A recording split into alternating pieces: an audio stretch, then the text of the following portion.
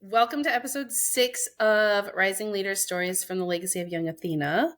As we celebrate January, which is National Mentorship Month, super exciting, we're thrilled to be joined by Meredyth. Meredyth is a former Athena Ambassador, is also a student at Grand Canyon University, where she serves as the spiritual formation student leader. She embodies the values of courage, collaboration, and authenticity that are essential in the Athena program. Guided by her faith, Meredyth connects deeply with those she mentors and is a passionate advocate for personal growth. She continually seeks to empower others, fostering a supportive environment that encourages collaboration and genuine connection. Welcome, Yes. Meredyth. I'm Thank you so happy to have you. Thank you. I feel like we've spent so much time together, which is so cool. Mm-hmm. And in our discussion, you joined Young Athena as a freshman. Yes. That's crazy to think about, that I had you for freshman year and all of your sophomore year as an ambassador, right? Mm-hmm. So super powerful. Yes. So thank you for being with us. And I have watched you mentor many Young Athenas, and they all loved your small group, your peer group so much. So thank you for the work you've done just in Young Athena for us. You're welcome. Empowering others. So for those who are listening and are unfamiliar with what it means to be an Athena ambassador, can you describe that role for us through your lens and what that role entailed for you? Yes. So I guess I just start with some of the responsibilities. So we would lead peer groups, and we would have about 4, 5, 6 girls that we would meet with on a weekly basis, and we'd get to go over the different topics that we learned, so the different core values, and just talk about how it's integrated into their lives. We also got to lead class discussions. So one that I got to lead was Act Courageously, and also with an honor, Celebrate. And so that was something that I got to take part in. But I really think what it means to be an Athena ambassador is being a leader, but recognizing better leaders around you and helping raise them up. Dang. I'm going to snap for that one.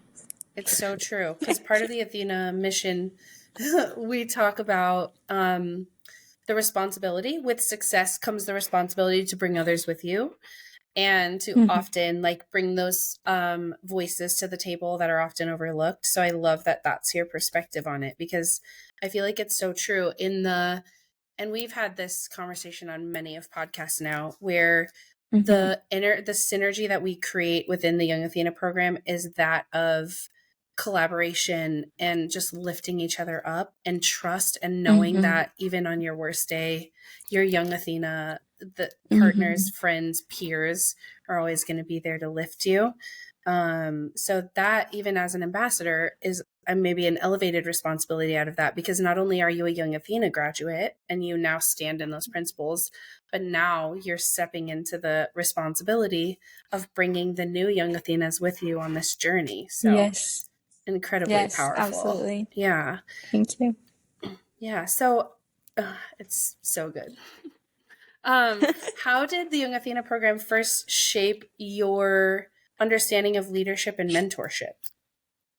So when I first stepped into Young Athena as a freshman, I was looking for a leadership class. So I was super pumped. I was like, I'm going to learn all these tools to be a leader. And I think my perspective and preconceived notion of what I thought it was going to be was completely different when I actually stepped into it in the best way. The first thing that we learned in class was living authentically. So what are your core values? And just instilled this great self-awareness. And I was like, wow, I really can't be the best leader and help raise other people up unless I'm self-aware and have this learned confidence and can step in to my core principles.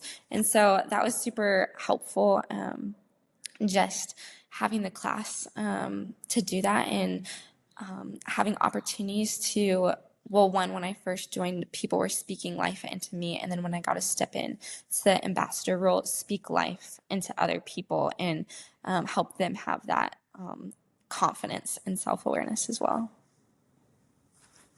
Yeah. Can you give me an example of what you mean by speak life into? So like give me an example of in a way that someone spoke life into you. I would say you is a great example. When I was first thinking about going to Africa, that's always my big example from Young Athena, but I felt like you really spoke life and encouraged me of like, yes, you can do this, you can act courageously, you can step into these things. Or even just simply with having faith being such a huge part of who I am. And I felt like you encouraged that and people around me you can use that in how you lead people and how you mentor people, and you can live authentically to yourself and what you stand for and those things. And so that was amazing. And then I felt like I was able to learn from that and speak life and encourage the people that were into my mentorship group or my peer group. Yeah. So good. I Yes, because originally I think your parents were like not wanting you to go to Africa, Mm-hmm. right? Like you had it on Mm-hmm. your heart to go to Africa for a while, on a mission trip, right? And then Yes. your parents were kind of like, we're not letting our baby go to Africa by herself on a mission Yes. trip, right? Yes. So talk to me a little bit about that journey. Because I know we were doing act courageously. I can't remember if it was act courageously or advocate fiercely, but that was your homework, was It like was kind of you both. had to Yeah. go. Yeah, because it was under the core value champion, right? So we do Mm-hmm. both of those back to back weeks. So talk to me about your journey in those two aspects, where learning to advocate for yourself and all of that. So how did that look like when you were having that discussion with your parents and like having to step into that energetic Mm-hmm. space of Yes. act courageous and I advocate fiercely? totally. I feel like it was very tricky because it was like, okay, I'm an adult now, and so I'm going to start with advocating, but also what's the line of honoring and respecting my parents? And I feel like that's also what drove them to be okay with it, of the fact that I was patient and I was honoring them, but still underlying standing by what I felt like I was called to do. And so then, since they were back to back, it was cool once I got the go ahead to step into courage of like, oh, I am actually doing this, and I actually am going to go, and I'm going to pay for it, and I'm going to go across the world, even though it's scary. And I felt like I didn't necessarily think about the scary things because I was thinking about the fact that I just want them to say yes. I just am trying to advocate. And then once it was like the go ahead was when kind of fear set in of like, okay, it's happening. And so I felt like it's so multifaceted, but it played definitely a huge role in stepping into that, but also intertwined with the fact that I did want to respect and honor my parents as well. Yeah. And I think a lot of students, especially college age, fall into that kind of that scenario of like, I Mm-hmm. want to honor my parents, everything they've given me, everything they've instilled in me. Mm-hmm. And I don't want them to feel like I'm taking that for granted, but also I deserve to have a voice here, right? Like at some point, you have to Mm-hmm. step into your own story, your own journey, and all of those pieces. So it's Mm-hmm. incredibly powerful. And I think that's part of the beauty of the Athena model too, is that we don't tell you to go yell at people when you're advocating for yourself. It's always like blanketed in respect and like a heart-centered perspective, and when you speak from Mm-hmm. your heart, you literally move mountains. That's the reality. Mm-hmm. So I love that you were able to find that balance for yourself. Yes. um how did the Athena program like no, let me back up a second. There are probably specific aspects of Athena, right? Mm-hmm. That resonated with you and that you kind of brought with you or bring with you to how you lead others today or how you mentor others. Mm-hmm. What are some of those things from the leadership model that you instill in others? The ones that resonated with you? Yeah. I would definitely say I stand by living authentically, because living authentically for me is deeply rooted in my faith, and that's very consistent in my leadership. Um, but living authentically is going to look different for somebody else than it does for me. And so the beauty of being in mentorship and leadership is being able to ask so many curious questions, and help them see. And also, if you're mentoring them, see for yourself, okay, how do they live authentically, and how can I help raise them up into they are, and not the idea of what I would quote unquote want them to be. And so living authentically has played a huge role in that. Of course, acting courageously, and stepping into Africa and stepping into many of my leadership roles, that I might have been a little fearful of maybe like man and woman as a whole, of like what it looks like to step into leadership. So definitely taking courage in doing that. And again, just drawing on the confidence that I learned from in the beginning of the program. It was very helpful. Beautiful. How does that manifest in your mentorship or your leadership style? Because you're going to work with people of all walks of life, right? And all different faiths and all different backgrounds. So how does your faith guide your approach in leadership, mentorship, and then especially in the role as an Athena mentor, where we work on being very inclusive and kind of like spiritually centered? Yeah. So talk to me about that. Yes. Well, one of my core values that we went over in the beginning, we have 3 top core values, and my top one is love. And so my main goal in life, or what I value the most, is to love God and love others. So I'm going to want to love others no matter how they're walking in to the class, whatever that looks like. I'm going to see them for the person that God created them to be. And see that they're this person full of life, no matter if they believe something different than me or not. I just want to show that I love them and care for them. And that's kind of how I base a lot of my leadership and mentorship, because then somebody's not going to open up to you if they feel like, oh, this person doesn't genuinely care for me or love me. And then how are they going to open up to you for you to be able to lead them? Yeah. I love how we're aligned on that, because my core value is heart, right? Everything that I do in my life, I want to do it from my heart. And so I think I lead in that very same way. Like, most people don't even know Yeah. my faith background until we get into talking about it, right? Because I just lead with my heart, very much like you lead with your love. And then I think people feel it, right? Like, it's definitely a resonant feeling. Like, most people in my life know, like, you have a big heart and you lead with it. And I'm like, yeah, that's so totally true. And I think that love Yeah. pours out of you Yeah, as and I've well. seen it as Yeah. well. So yeah, Yeah, that's that's fabulous. awesome. So, can you share a time with me when you saw like a direct impact of your mentorship on someone, whether it's in the Athena community or not? Just talk me Yes. through one of those scenarios.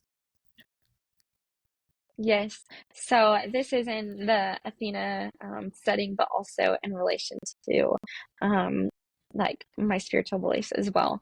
But in our peer groups, it was super awesome. We got to talk about faith and how that was ingrained into their life. And so I had 2 girls.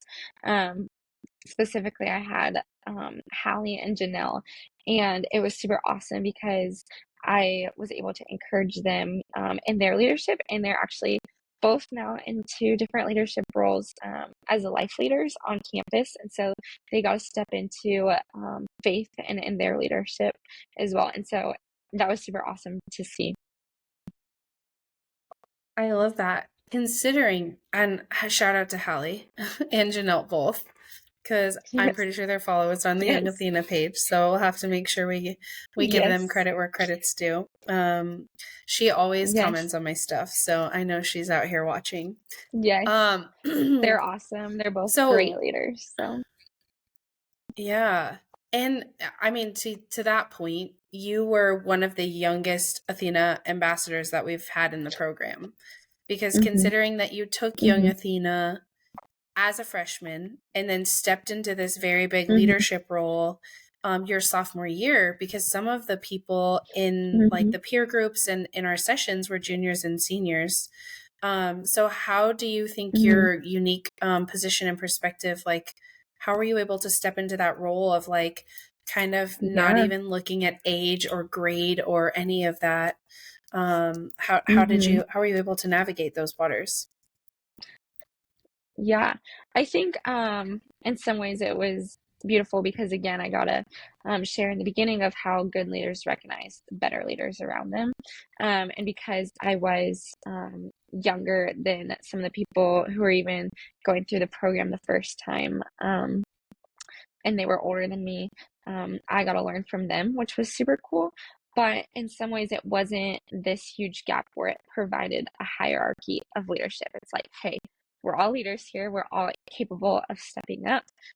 It created a great space for me to lead, but also learn from other people too. So that was awesome. Yeah, that's such a great point too. We, as even the leaders of the program, there is so many times that I walk away from Young Athena during a week of whatever sharing, Mm-hmm. or and I'm like, oh my goodness, I never thought about that perspective. And even out here as a Yeah. professional, as a serial entrepreneur, as a woman business owner, as a single mom of Yeah. 4 wonderful children, there are still moments that I walked away from Young Athena going, oh my gosh, those girls taught me something today. So Mm-hmm. I think that's such a beautiful point, is that when you're sitting in leadership, being able to listen is just as important as being able to share, right? Mm-hmm. Because there's Totally. value on all sides of that relationship, and if we're not paying attention to it and we're too Totally. rooted in one side or the other, we literally miss it. We Mm-hmm. just miss those beautiful knowledge nuggets, or those Yeah. beautiful perspective shifts, or whatever that might look like. So I love that you brought that up, that it's Yeah. not necessarily a hierarchy. It's a, when you are a leader, Mm-hmm. listening becomes just as important as speaking. Mm-hmm. Dang. See, you And taught it me something provides today just too. this, yeah, yeah, Yeah. it provides just this beautiful sense of humility and curiosity too. Exactly what you were saying. Yeah. And curiosity, I think, as a leader, is so important. I've worked with so many leaders that make blatant assumptions versus getting curious and asking Mm-hmm. curiosity questions, right? Like if you're working with someone or you're leading Mm-hmm. someone in the corporate space and they've performed well for you for 9 months, and then you have a month where they're kind of falling apart, we need to get curious, not make assumptions. Like, let's not assume that they hate their job or that they're not good at it, or, right? Because the data shows us differently. So, how do we, as leaders, get genuinely curious about that space that they're in, and then hold space for whatever those answers are? Because at the end of the day, we're humans and not robots. And we can't sit in an organization Mm-hmm. assuming that everyone that works for us is a robot. They have life, they have ebbs and flows, they have hardship, and all of those things. So, how do we show them that, one, it's okay to be human in an organization? And then, two, let me hold space for that as your leader to make sure that you know that you're held and cared for, Mm-hmm. even though we have all of these things to execute. I think it's super powerful. Mm-hmm. Um, Totally. super powerful. So, what motivates you to continue giving back through mentorship? And how do you see that as an extension of your overall leadership journey? Yeah. I love when I'm mentoring and when I'm leading and people's faces are just lighting up. I love leading with, again, the curious questions, and not just smashing with information. Um, and then they start to see their authentic selves, or they start to see how they can be intentional or how they can step up into leadership, and they just light up. And then it's cool because then you can work together with that person, collaborate with them, network with them. Um, yeah, it's just awesome. Yeah. I love that too. I think that's, like I was just saying, we had a conversation in Young Athena about faith. And one of the things I was talking about Hmm. is there's a lot of faith that's overused for control. And I don't love that perspective at all. Like one Mhm. of the young Athenas was talking about how she's had a lot of hardship in her family, but because faith is her core value, she has trouble releasing those relationships with people in her family because she always comes back to the perspective that we're supposed to love others as Jesus has loved us. Which I understand that perspective, right? Like I understand that I'm supposed to love others as Jesus has loved me, right? However, your Mhm. mission on this earth is to serve yourself and to serve God, right? And to use my vessel to serve God, right? If that's the perspective, then hanging on to relationships that are underserving or that are toxic to you or your environment is actually an underservice to you. And being able to step into the faith of, I have free will here. That's what I've been provided. And I can still Mhm. love you and not participate. So that was a complete Yeah. perspective shift too, Mhm. because I think a lot Yeah. of us sit in underserving relationships through the lens of like, maybe this is me supposing to, love them, but at the same time, like you're not loving yourself if Mhm. you're continuing to perpetuate that cycle of toxicity for who you are and where you're going.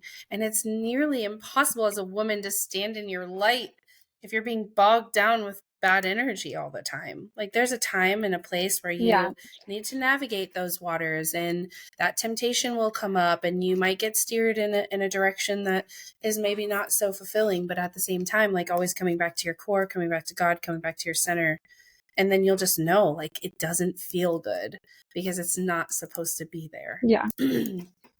Yeah. Yeah. And I Um, think it's similar to the idea of, oh, sorry.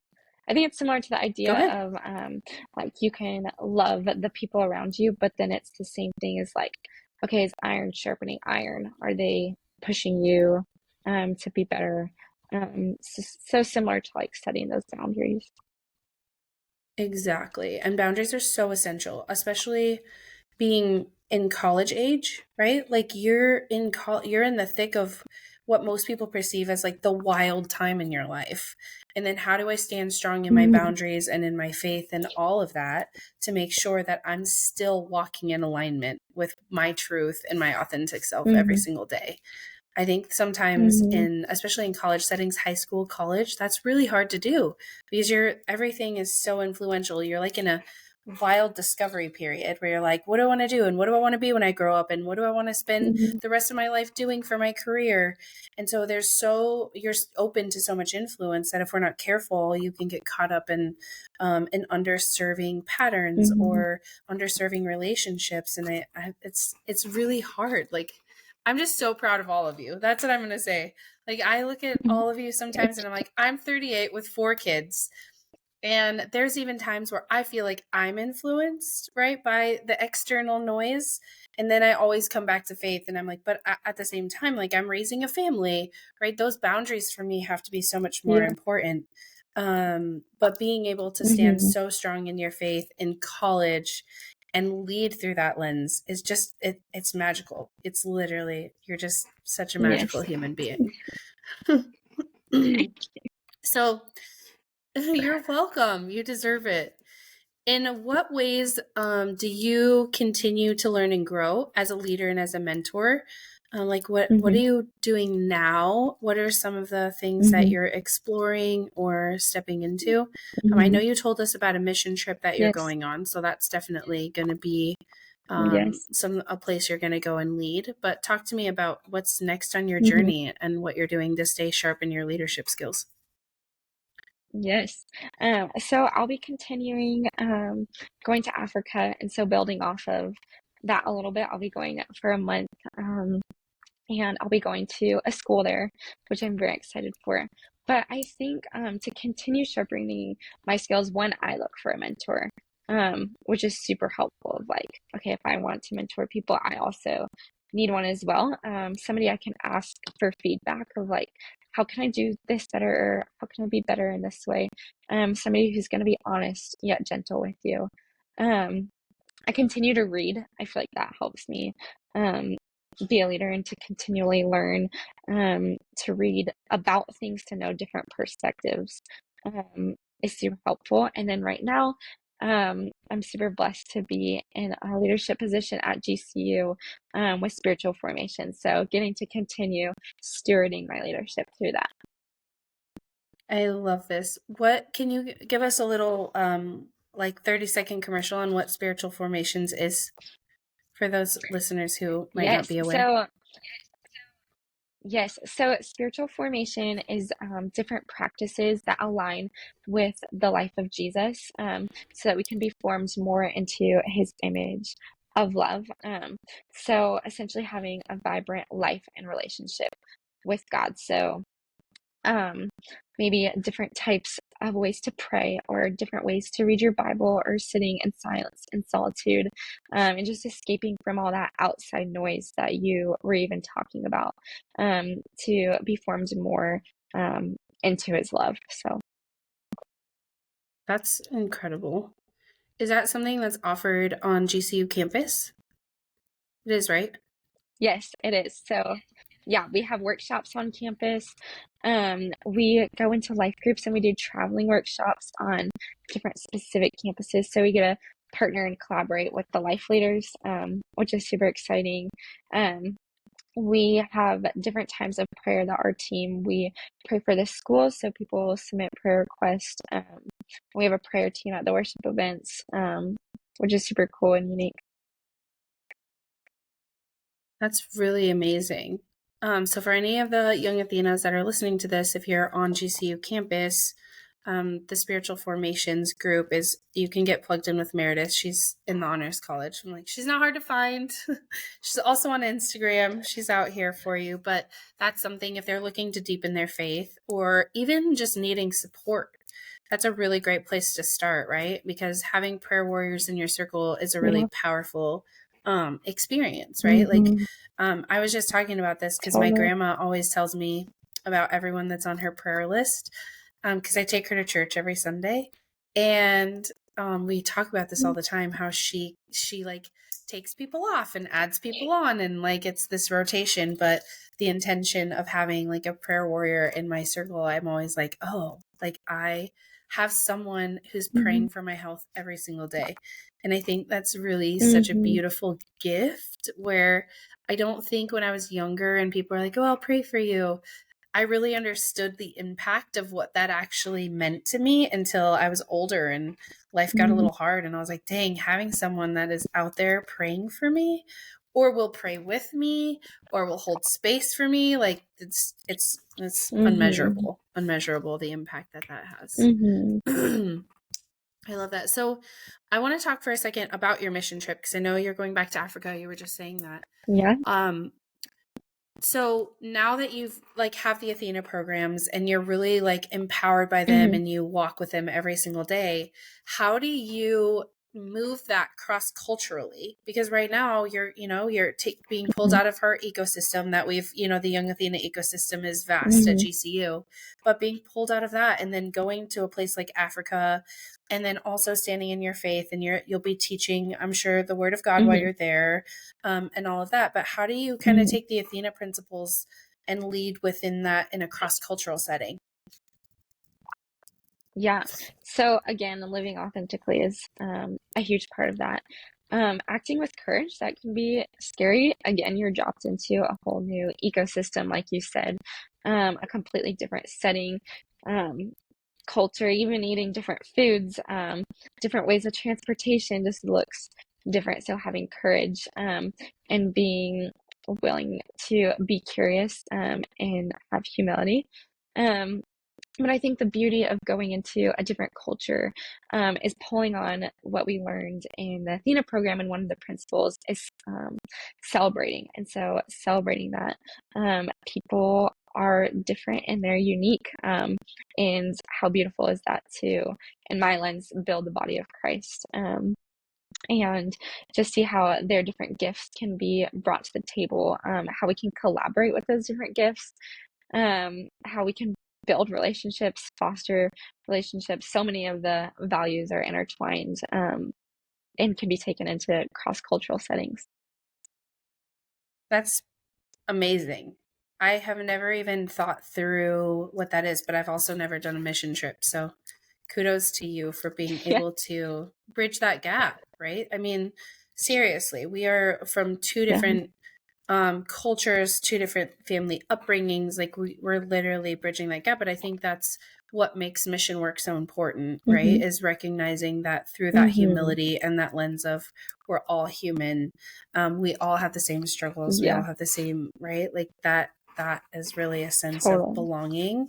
And I think when we can make even multicultures feel like that sense of belonging, it's incredibly powerful.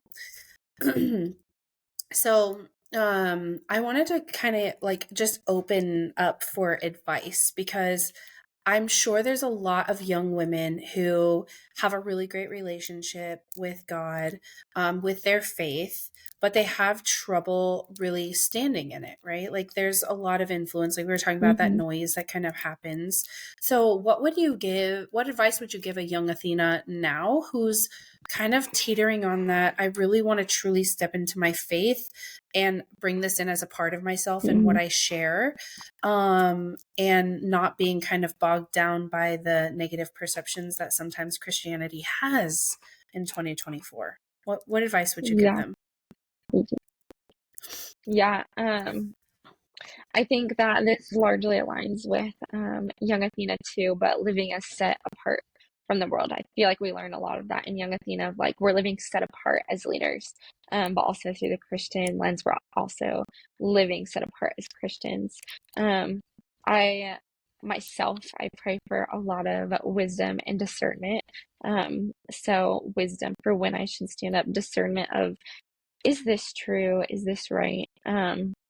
And then again, in the realm of leadership, I pray for and think of it in a way as showing up to Jesus's surprise party, where in your journey, many things are set before you, and it's up to you whether you're going to choose to step into that with boldness, into confidence, or you're going to bypass this surprise party. And so that can be seen through leadership too. If there's a leadership opportunity, am I going to choose and be aware and step into that, or am I just going to bypass it?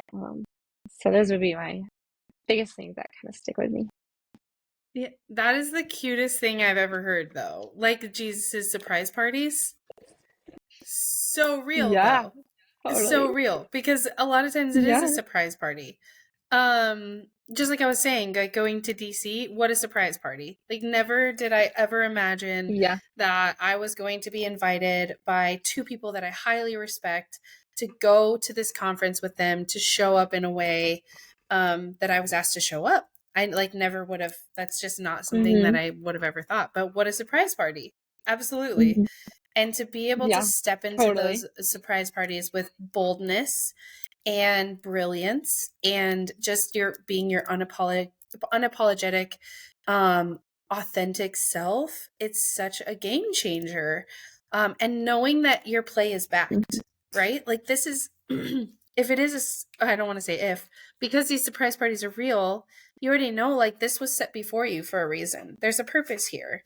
And you have to get out of your own way Mm-hmm. sometimes in order to be able to show up in those settings. Mm-hmm. So that's so Yeah, funny that you call them totally. that. But it makes sense. I bet Yeah, it makes sense to so many I people do. because you're It, literally like, yeah, oh, it it does really make was. sense. Now, yeah, next time I'm sitting in hardship, I'm going to be like, oh, this is a surprise party for sure. No one told Yeah, me this was coming. totally. So, yeah. So let me work on that. Totally. Um, yeah, I love that so much. What was you said something else that kind of, oh, one of the things I wanted to touch on too was discernment because you brought that up, and discerning Mm-hmm. whether this is a time to um like step into speaking, the word, or kind of discerning that maybe this isn't the right situation. Talk to me about kind of Mm-hmm. the mental process that you go through, because I think that's really hard for people. I think there's a lot of sense Yeah. of when I'm a Christian and I am working through stepping into my faith or fully embodying what that looks like. I feel like there's a lot of like, I have to prove that Christianity is worthy of being looked at as an anchor in your life. So can you talk to me a Mhm. little bit about that discernment piece? Because I think it's really important, but I think it's one of the hardest skills in faith is to Mhm. discern when the right time to say something and when's the time that I'm going to step away from this Yeah, conversation because I'm not being called there. totally. Talk to me about that. Yeah. And I feel like I oftentimes experience that. I think the biggest thing, like I said in the beginning, is I very deeply care that people know that I love them first, that they know that I hold grace for them first before I just quote unquote hit them with truth. Um, and again, it's like, Right. okay, I'm discerning that maybe this isn't untruthful. This is my time to speak up. Um, I'm very much aware if I'm thinking about a conversation and my heart starts beating very fast and pounding of like, should I speak up? Should I not speak up? If it's beating really fast, and going really crazy, then I'm like, okay, that's the surprise party that I was talking about that I should show up to and I should, um, speak and say something. Um, but yeah, that's probably how I know discernment. Yeah. So you feel it as a sensation in your It's body. like a gut feeling. Yeah, it's like a gut Oh, okay. feeling. Yeah. No, that's powerful because I think, especially as women, we are incredibly intuitive beings, especially when we're divinely connected, right? When our faith relationship is flowing, whether that's universe, whether that's God, whether that's spirit, like whatever that people call it, that divine connection is something that's innate within us. Like we are completely centered and connected to divine source. We birth souls. I will continue to say that over and over again. Like we are here to create life. And so we birth souls, which is, a gift to the future of this planet. But I think a lot of us look at that excitement or that that body experience as anxiety, or like that makes us scared because we're not used to feeling Mhm. sensation in our bodies in that way, and being able to like understand that sensation is necessary because sometimes it's our spirit pushing us to the next level. It's sometimes our spirit saying Mhm. step in boldness. It's sometimes those gut Totally. reactions to like, oh, I'm being called to this and I should listen to it. But I think so often, um especially our generation now, where there's a lot of like numbing out with social media, there's numbing out with bad TV, there's numbing Mhm. out with food, there's numbing out with alcohol, right? There's numbing out with, now that marijuana is legal here, there's numbing out with marijuana. So we're so often suppressing sensation that we forget that sensation is a part of the surprise party package, right? Yeah. And so we And then have I to think what happens understand. Go sometimes, ahead. Yeah. oh, sorry. I think what happens You could. sometimes is you're saying when we numb those sensations of what we would maybe see in like anxiety is then we start to numb like other sensations that like bring us joy, um, bring us happiness, bring us peace. Once we start to numb one thing, I think then it kind of all starts to fall into that. Absolutely. Because our nervous system is designed to send us body cues. That's literally how it works. You're hungry, you feel hunger in your body. You're thirsty, you feel thirst as a sensation. Like those aren't just thoughts. That's a body cue before it's a, your thought is catching up to the body cue, right? And so the more we numb, you're Mhm. right, then we have like negative eating patterns, or when we're not going to sleep, when we're tired, we're overriding that subconscious over and over and over again.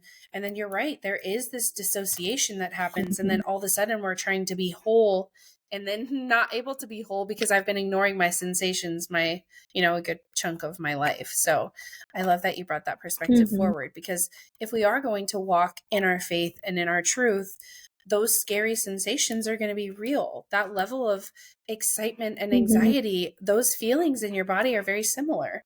They feel the same. Sometimes it's scary and Mhm. sometimes it's excitement. And guess what? The sensation in your heart, the rapid heartbeat, maybe elevated breathing, like all of that is going to be the same whether you're excited or you're actually scared. So how do you figure out which side of the fence you want to land on for Mhm. that? So what a beautiful Mhm. conversation. Is there any like message that you would like to give to a young Athena who is just out there in the world, like doing the best they can? Yeah, I would just say to continue, walking in boldness, again, in alignment with those core values. Because even what we were talking about when you're stepping into places outside of GCU and outside of your regular ecosystem, it can look different and you could want to form into something else, but staying formed into exactly who you are is probably key. Yeah, who you were created to be, right? Yeah, I always come back to my quote that I learned in yoga teacher training, which is like, if God put you here to plant trees, the fruit that they bear is none of your business. Meaning, if Mm-hmm. you're here to be the voice, if you're here to be the light, it's going to come with turmoil on the backside because not everyone is going to receive that message in the same way. So, understanding that that's an okay place to be in, and that how a person's perception of what you're sharing, if you're sharing it from a heart-centered place, is truly none of your business, because those who are meant to receive your message will receive your message, and those are the lives that will change accordingly. And that's your mission. Mm-hmm. Totally. So good. So good. Totally. Yep. Well, thank you, wonderful, beautiful Earth Thank Angel, for being you. here with me today. It was so Thank good to you. see your face. It's been a while since I've been Oh, able it was to so good to be see you. graced with your presence. So definitely take beautiful care of yourself. We'll be sending lots of prayers and lots of love Thank you. while you're on your journey Thank to you. Africa. And make sure you check back in with us after your mission trip so that we can share all of the beautiful stories from Africa and all the lives that you've changed over there. Okay? Sounds good. Thank you so much. Thank you for having me. You're so welcome.